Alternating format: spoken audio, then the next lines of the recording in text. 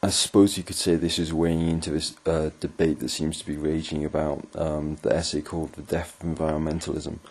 I think that's still going because Nordhaus and Schellenberg released a new book, and it seems to have all flared up again.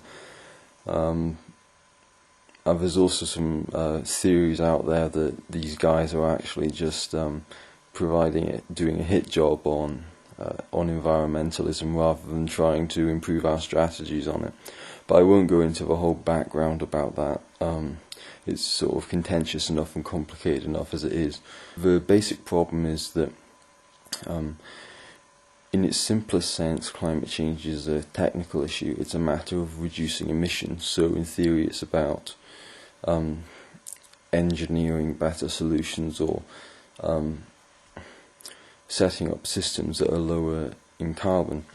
But in fact it can become wildly political quite easily by asking for behaviour change and involving policies that create that.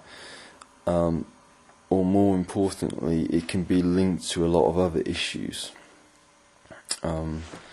So it can be seen as a problem which can only arise given a certain set of values. But I've written a small piece on this, so I'll read that first and then I'll do a bit more sort of commentary on what I meant by it at the end. As a chemistry graduate, climate change was not a difficult subject to come to grasp with in terms of the basics. However, the politics is not simple. Climate change, much to my disdain, cannot be dealt with as a technocratic issue. The problem is not one of turning a valve to reduce carbon emissions. Clearly a line has to be drawn somewhere. For people worried about the impacts of climate change, we don't want a vast ideology that seems to suggest an impossible utopia, but neither does it make sense for people concerned about biodiversity loss, desertification, health impacts, etc., caused by climate change, to be unconcerned when they are caused by other means. I currently think that this larger agenda is sustainability, or the idea of leaving the next generation with the same or greater level of natural wealth that we enjoy. Sustainability is a specific example of a public commons issue. Neoliberals have carried out an attack on the commons due to the free market position that sees government and collective ownership as inherently bad, and that proclaims private ownership as the only way to ensure competent protection of the environment. There are also many who have neoliberal sympathies due to the prescriptions and how they reinforce existing power structures. The global economy has globalized, but governments have not. This is partly due to speed, but also due to power, which internationally lays in the hands of corporations. These corporations have worked to restrict globalization of government in the form of regulation. This is what the anti-globalization movement is reacting against. It is a situation that is strengthened by unquestioning and politically inactive consumers. The key to this whole problem seems to be the lack of relevant information. Consumers buy products which companies, primarily large multinationals, have produced in an economically efficient manner, i.e. by externalizing every possible environmental and social cost. All of this is invisible, primarily through distance. It is also commonplace, and it is subtle. There is a complex interplay between media, which distracts us, advertisers who earn a living providing goods as an alternative to fulfillment, and governments who are reliant on both media and corporate cash. Many of these ideas are exposed when looking at urban planning.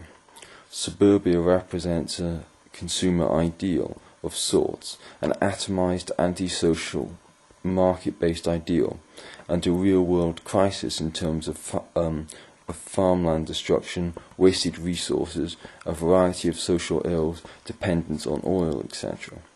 The contrast between suburbia as conceived in the US and inner-city urbanism as exemplified by Copenhagen could not be greater. My recent interest in planning has consolidated my various political views and currently forms an important part of a frame through which I perceive climate change.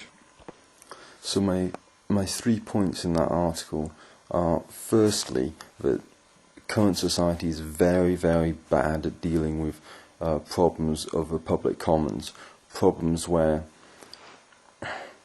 individuals are best rewarded for taking one course of action, but society is best rewarded for those same individuals taking another course of action.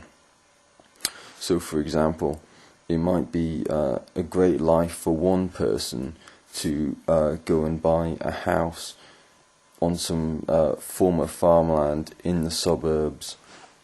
It'll be great for their family. They've got plenty of space. It's a good independent lifestyle just outside the noise of the city. But if hundreds of thousands or millions of people do that, then the farmland's destroyed, and you end up buying crops in from abroad. The congestion gets awful. A whole range of problems ensue. So that's a problem of the public commons, which is very poorly dealt with in planning at the current time, although there are movements to address that. And I think that planning in this way exemplifies a problem in the current political system. I also think that neoliberalism in particular is the idea of making everyone purely a consumer rather than a citizen. And I'd rather be a citizen. And citizens realise that they've got responsibilities as well as rights, and that you can't have an infinite amount of liberty. There are some sort of restrictions to be placed on individual people to preserve a good deal of liberty for the whole society.